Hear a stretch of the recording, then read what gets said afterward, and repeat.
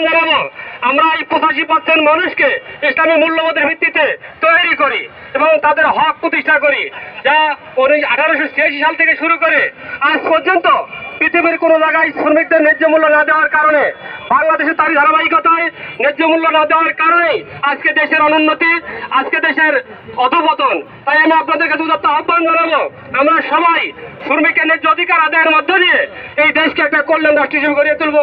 এই বলে আমি আমার সংক্ষিপ্ত কথা এখানে শেষ করছি। আসসালামু আলাইকুম রহমতুল্লাহ। ধন্যবাদ ভাইকে। আমাদের সামনে এখন আলোচনা নিয়ে এসছেন পলাশবাড়ি পৌরসভার সম্মানিত সভাপতি জনাব শামসুল আলম সোহেল ভাই।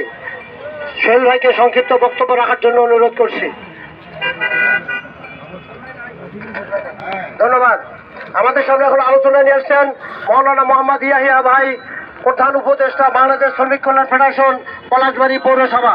জনাব মোহাম্মদ ইয়াহিয়া ভাই নাই। ধন্যবাদ করি। কোরআন দ্বারা বাংলাদেশ সংসদ পরিচালিত হোক, এটাই আমাদের উদ্দেশ্য, ঠিক কিনা? আমাদের ইসলাম শ্রমনীতি বাস্তবায়নের জন্য আমাদের সর্বপ্রথম দরকার কোরআনের শাসন। কি বলে? কাজেই কোরআনের শাসনের মাধ্যমে আমাদের পরিপূর্ণ হক আমরা ফিরে পেতে পারি, সেই সংগ্রামে আমরা কাজ করব। আমাদের সামনে এখন আলোচনা নিয়ে আসছেন জনাব মোহাম্মদ আবু বকর সিদ্দিক, প্রধান উপদেষ্টা বাংলাদেশ শ্রমিক কল্যাণ ফেডারেশন পলাশবাড়ী উপজেলা শাখা। জনাব মোহাম্মদ আবু বকর সিদ্দিক ভাই।